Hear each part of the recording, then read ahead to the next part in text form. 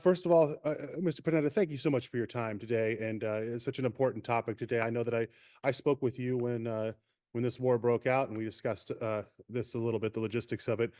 Talk to me first a little bit about what this ceasefire means for maybe bringing a little bit of stability into the region. Well, there's no question that this is a significant achievement that's been worked on for many months. We've had 15 months of bloodshed and violence in that part of the world. And for a good part of that, there have been efforts to try to continue to negotiate some kind of ceasefire and hostage release. While some efforts succeeded at the beginning, there's been a long period here where there just seemed to be no room to be able to get things done. Finally, as we come to the end of Biden's term, I think the combination of Biden's efforts, plus the fact that there was a special envoy from the Trump administration who was also involved in these negotiations, I think that combination finally broke through, and they were able to agree on what will be a three-phased ceasefire that will result, hopefully, in the release of all the hostages. Now, how did because I think that's an interesting point there. From your knowledge, how did the Trump campaign or the Trump folks work with the Biden folks here together to make this happen? What was that process like? Well, it was actually very effective because they appointed a guy named Steve Witkoff Hmm.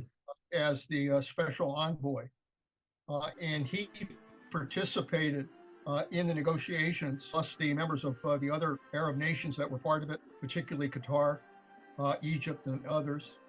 And In the end, I think because they worked together, this was not a question of having to wait until the Trump inauguration.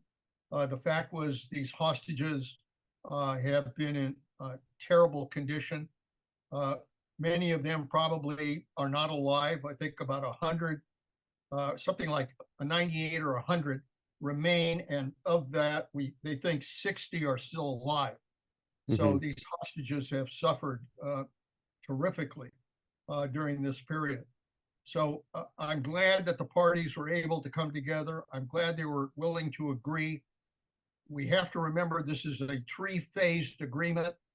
The first phase will result in not only the ceasefire, but the release of some of the hostages, not all the hostages, few of them.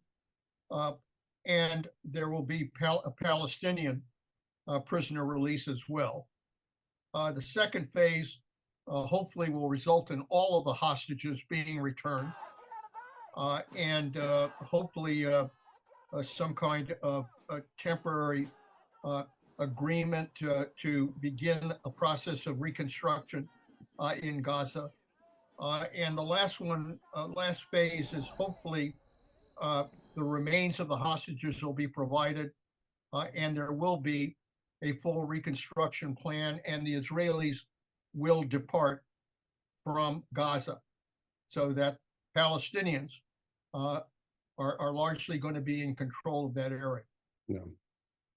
Talk to me a little bit about the challenges. Now we're seeing the ceasefire. We know that that region has been unstable since right after World War II, really, when it was drawn up. There obviously are still concerns in that area moving forward. What's the likelihood that this ceasefire could backtrack over the next couple of years? Well, there's an unfortunate history we're dealing with that does go back to the establishment of Israel as a state. Hmm. And there have been a number of wars that have been fought between that time and the present. And those wars, there's been a large back and forth. They usually result in a ceasefire. They usually result in a period where both sides agree not to fight each other. But then they ultimately result in fighting again, Right. absent any kind of permanent agreement. So the hope is that with this ceasefire and with the leadership of the United States, that ultimately we can try to get Saudi Arabia into the what are called the Abraham Accords, build a coalition of moderate Arab countries working with Israel to try to begin to develop an approach that allows for the Palestinians to be able to govern themselves and provides for what could be a more permanent peace. That would be the hope. Whether that happens or not is something nobody really knows. And that's a very tall order. Talk about some of the challenges trying to even broach that subject or accomplish that, because I know that, you know, that's been the goal there for so long, but we just kind of fall back into this rut of, okay, another war and then yet another ceasefire. What are the challenges in being able to do something like that and actually stabilize that region permanently? Well, there really has to be the leadership and the will to get there. And, you know, look, these wars produce a lot of very bad feelings on all sides. The Israelis were attacked by Hamas, brutal attack. Gaza has been pretty much destroyed. A lot of Palestinians have died. I think we're looking at almost 47,000 people who've been killed as a result of this war. That's going to result in a lot of bad feelings. And it's going to result in terrorists, again, coming and resurrecting in that area. Those are the seeds that feed terrorism in that part of the world. So it's going to be a rough period. But ultimately, like everything else, it will depend on whether the leadership on the Israeli side and on the Palestinian and Arab side are willing to come together to deal with these bigger issues that involve whether or not the Palestinians will be able to have a state of their own that they can govern. Can you talk a little bit about what this today's ceasefire, what does it mean for the rest of the world? We obviously still have a war going on in Ukraine. What does it mean for the rest of the world? Well, this has been a very dangerous world that we live in, probably more dangerous than anything I've seen since World War II. We've got a war going on with Russia in the Ukraine. China is threatening a war in Taiwan. We've got North Korea now getting involved and sending troops to Ukraine. So the autocrats themselves are working together in this axis of evil. And then add to that what's happening with Iran in the Middle East, right? And terrorism. Terrorism still remains a very real threat in today's world. So I guess to at least have one of those crises achieve a ceasefire and the hope that perhaps we can ultimately end the violence, do the reconstruction that's necessary, and try to restore the lives that have been lost and the lives that have been terribly wounded. I think that would be an important step to hopefully giving us an impetus to then do the same thing in dealing with the other crises we face.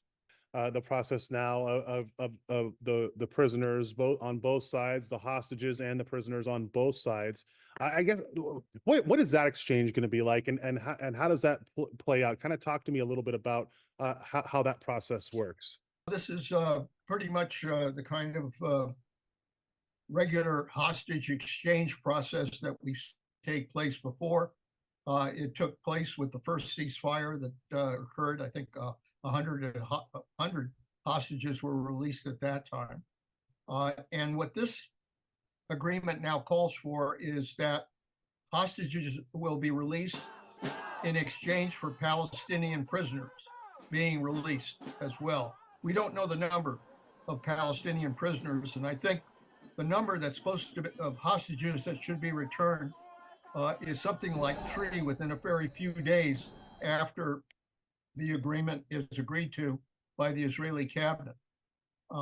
So what we're hoping is that we can begin that exchange of hostages for prisoners, and that we can obviously bring more humanitarian aid into Gaza to deal with a very desperate situation for the people there, and that ultimately they can begin a process of reconstruction. Gaza's been destroyed. If Gaza is ever going to come back, it's going to require a tremendous investment on reconstruction. And then lastly, and just as importantly, is whether or not Gaza and the Palestinians are able ultimately to govern themselves.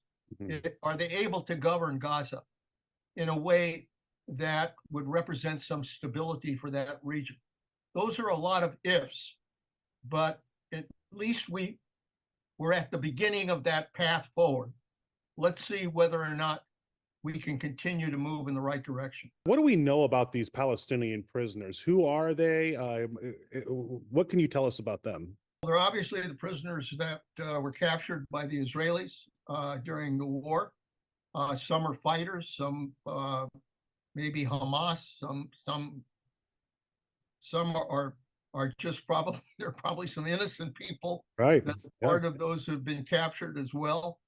So we don't know, all of the particulars about the Palestinian prisoners. But look, the danger here, as I said, is that some of these prisoners are going to carry a big grudge, having been arrested, having been probably living in pretty bad conditions. And that kind of hate and retribution is going to be very real. And so the real question is going to be whether the leaders on both sides, on the Hamas side, on the Gaza side, and in Israel, are going to be able to try to prevent the kind of continuing attacks that we've seen over the last period of time. The gut instinct is to hit back. That's something that we're going to have to restrain if we want this ceasefire to be successful. And the next administration coming in, what are their challenges in order to hopefully secure this ceasefire and make it successful? You talk about that over the next 4 years. Obviously, that's going to be a tall task. It is. As I said, it's a good sign that Trump was willing to have a special envoy participate in these negotiations. That's a good step forward. But there's a long road here in which we're going to have to continue, obviously, to work with Netanyahu in Israel. We're going to have to continue to work with our Arab friends in that part of the world. The Trump administration did develop what are called the Abraham Accords to try to get these moderate Arab countries to recognize Israel and to build that coalition. Hopefully, they'll continue to work at that, bring Saudi Arabia into those Abraham Accords, and really begin to build a working coalition, a working alliance that hopefully can really focus on the problems that are impacting on the people of the Middle East. I think that the Trump administration, like the Biden administration, recognizes that you can't just simply walk away from the Middle East. The United States is going to have to continue to provide leadership in that part of the world. The timing on this ceasefire, right as we're coming into the new administration here, and we touched on it a little bit here. Obviously, former President Trump putting his advisors in there to work with the Biden team as well to make this ceasefire happen. Do you think that it was what pushed this ceasefire over the edge was having the Trump advisors in there with the Biden advisors working together? And if that hadn't happened, do you think we would be at the ceasefire today? Well, I deep down, I figured that there was very little chance to be able to agree on a ceasefire until Trump was inaugurated and we went into the Trump administration. That was my thinking at the time. But I think the fact that he did have an envoy present, the fact that both Biden and Trump urged that they enact this ceasefire before the inauguration, that's what really made this successful today. Interesting. Anything else that you would like to add, sir, that you feel is important? No, I think we've touched most of it, Scott. Thank you so much. Always a pleasure to talk to you. Thank you. Okay, take care. Take care. Have a good one. Bye-bye.